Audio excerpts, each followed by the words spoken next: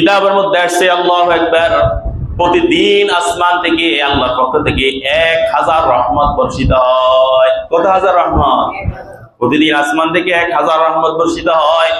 999টা রহমত আল্লাহ তাআলা আলেম এবং তালিবুল ইলমকে ভাগ করে দেন। সুবহানাল্লাহ বলেন না?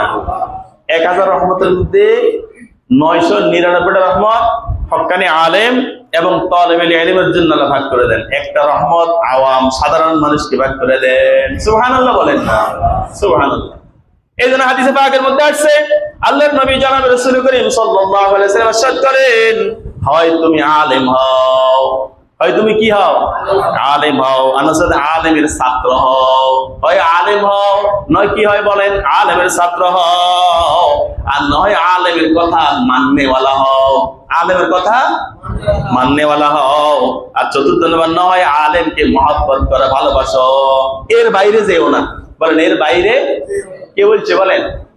রাসূলুল্লাহ সাল্লাল্লাহু আলাইহি ওয়াসাল্লাম বলেন যে হয় তুমি আলেম হও, না হলে আলেমের ছাত্র হও, না হলে আলেমের কথা মাননেওয়ালা হও, না হলে আলেমকে মহব্বতকারী হও। এর বাইরে যেও না, এর বাইরে যেও না। আল্লাহ আমাদেরকে বুঝার তৌফিক দান করে। সকল বলি আমিন।